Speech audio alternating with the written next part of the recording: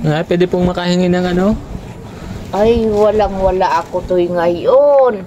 Pasensya ka na at walang-wala. Pagkain lang po sana o kaya pera. Wala po akong pera ngayon. Wala nga kaming bigas. Sige po, sa iba na lang. Diyan na lang sa unahan. Baka mayroon. Opo. Ako walang-wala talaga.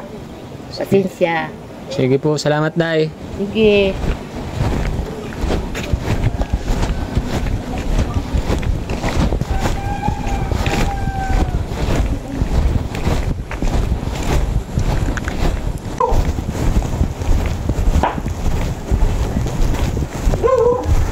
Tao po. Tao po. Ay, ate, pwede akong makahingi ng pagkain o kaya pera? Ay, wala pa po akong pagkain.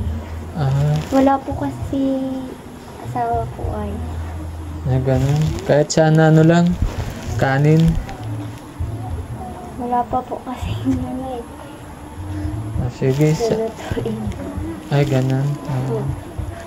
Sige, sa na lang, sunod na lang. Okay. Salamat Pasensya na po. Wala Okay pa lang. po kasing asawa ko ay. Okay lang. Thank you po. Sige po. Sige. Sa iba na lang ako mahingi. Sige. Oo. Thank you.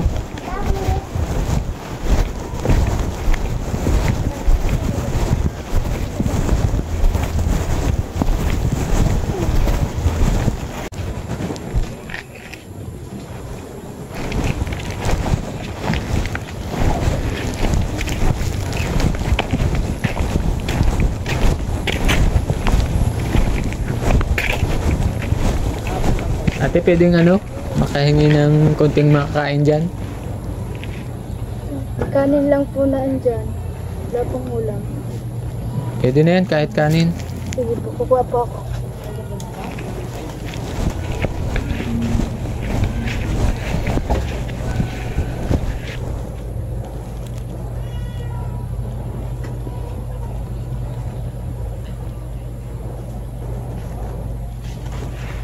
Kasi na po, kuya. Ay, salamat. Pasensya na po, wala pong ulam eh. Okay lang. Makikain lang ako. Sige. Ako pala si Ram. Wala na akong trabaho eh. Pwede mo kayo po dito? Sige po, kuya.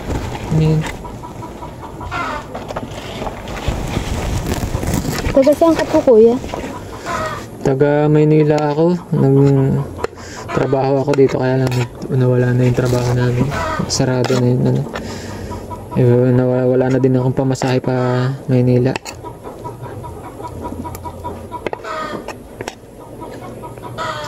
Diba pala, anong pangalan mo?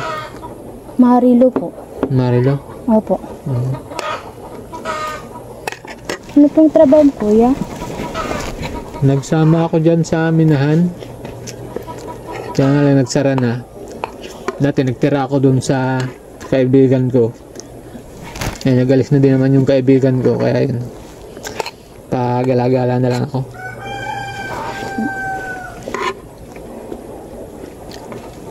Wala nang trabaho. Nung nakaraan, nag-extra ako dyan sa wala na din. Nag-pull out na din.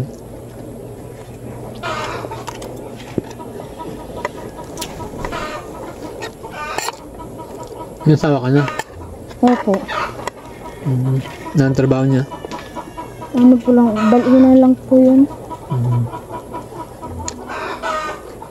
Mahina lang po kasi ang yun. Matagal na kayo dito? Opo.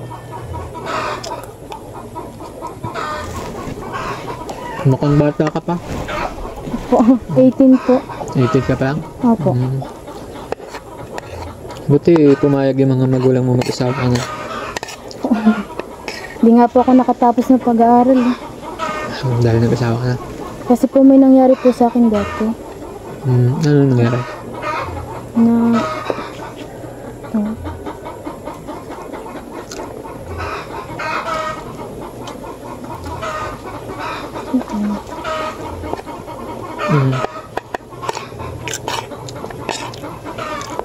Pero ilan kayo magkakapatid? 2 lang. Dalawa lang. Opo.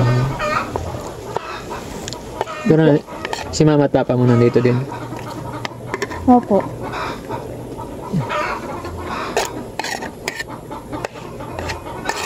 Hanggang grade 7 lang po ako. Grade 7. Opo. Ba't ano nangyari sa'yo? Kaanon po ako ng ano eh. Ng duwende po. Opo. Na ano ng duwende? Sabi doon sa ano po. Sa, yung parang nilaro, ganun. Opo. Kaya po ako nakapag ng pag-aaral. Nahinto ka. Opo. Ano nangyari sa inyo nun? Nung nilaro ka ng duwende? Sabi doon nagkagusto po sa akin. Sabi po nila ano, 2 itim daw po tsaka isang puti. Kaya natalo daw po yung puti. Kaya po yung nangyari po sa akin. So, anong nangyari sa'yo nung na ano ka? Na himatay ka nun? Opo. Ilang araw po akong din nagising nun. Sino naman nagsabi ng duwende ang may gawa nun? Doon sa ano, plat po namin. Sa ano. Albularyo? Opo. Pero hindi ka nagpa-check up ka? Hindi po.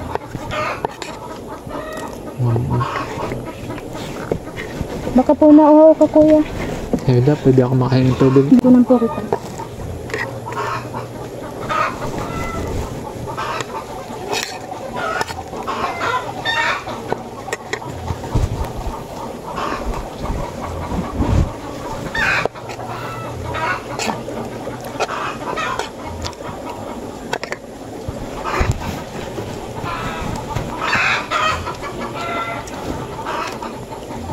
Ay, thank you.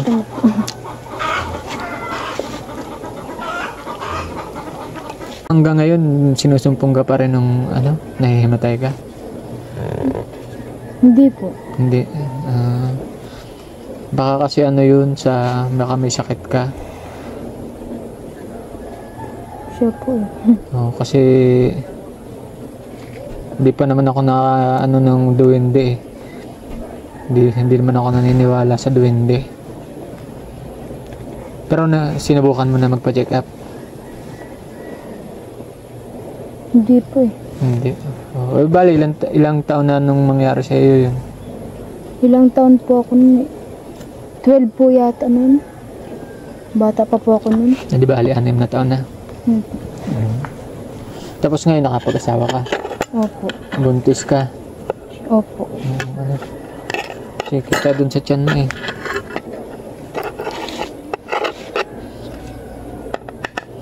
Delikado yan pagka yung nanganak ka tapos inatake ka ng ano, ganun.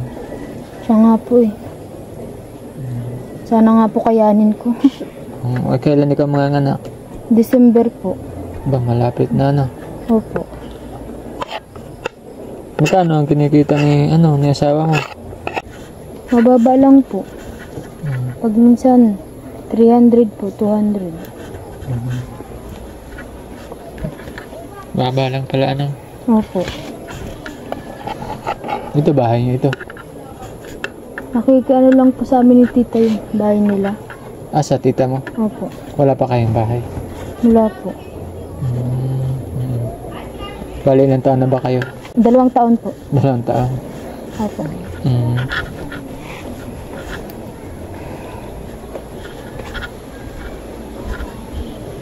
Salamat dito sa sa pagkain mo. Opo, ulang ano man po. Kasi po wala pong ulam eh. Okay lang. Mahirap kasi ng buhay ngayon. Siya nga po eh. Hindi ko nga alam kung saan ako pupunta ngayon eh. Hindi ka po hanapin ng magulang, kuya? Hindi ko alam eh kasi hindi pa nila alam yung nangyari sa akin. Baka hinahanap na ako nun. Ganun po.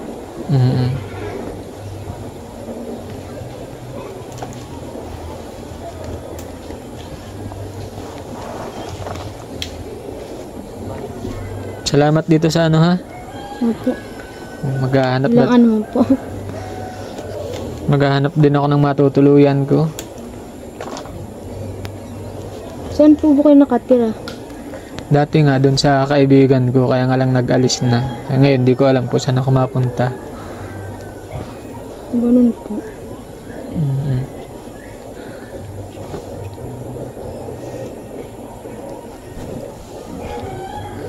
Salamat dito ha sa ano. Opo. Kahit hindi mo ako kakilala, ibibinigyan mo ako. Walang ano man po. Makatulong lang po. Kanina pa ako nang hingi dyan sa may daan. Walang nagbigay sa akin. Ikaw lang yung nagbigay sa akin.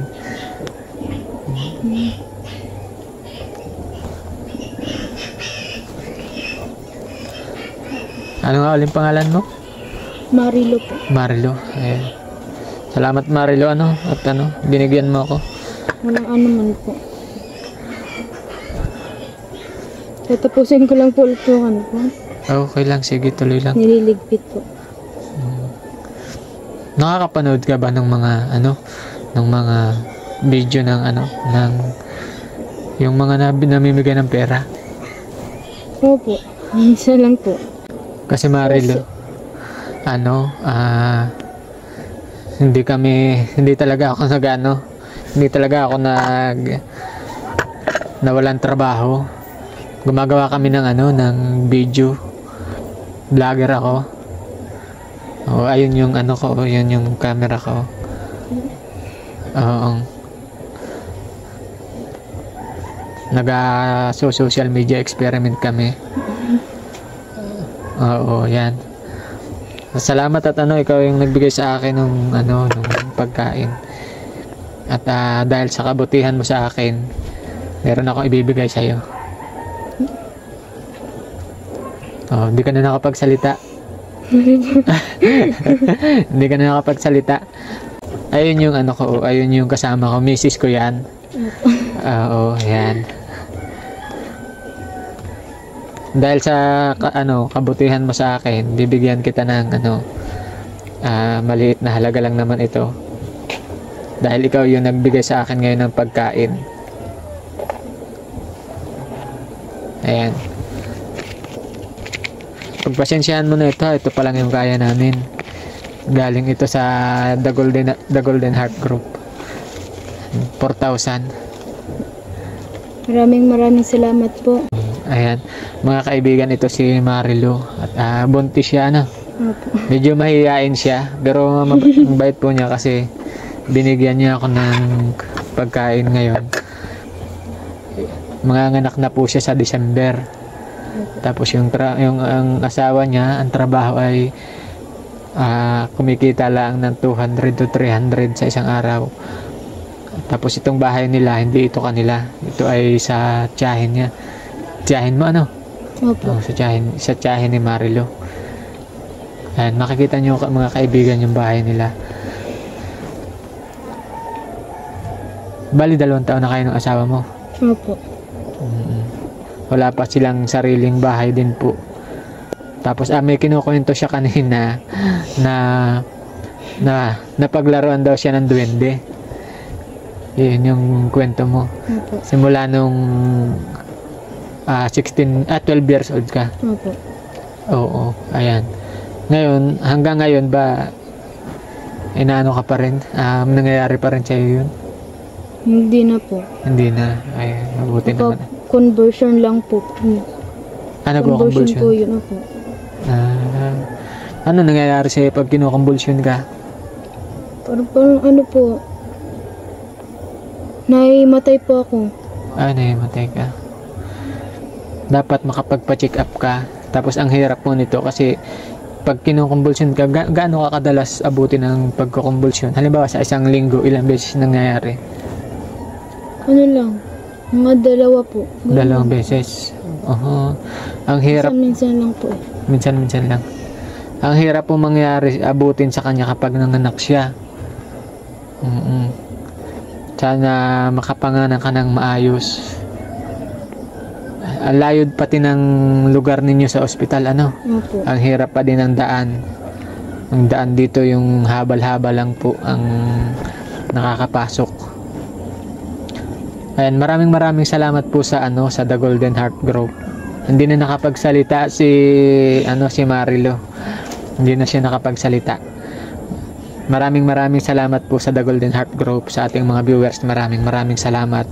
At sana po ay pakisuportahan niyo yung video natin dito kay Marilo. Siya ngayon yung nagbigay sa atin ng kabutihan, nagpakita sa atin ng kabutihan ngayon. Siya yung nagbigay sa akin ng pagkain. Kahit walang ulam, ay naubos ko yung kanin. Ayan. Hanggang dito lang po at maraming salamat.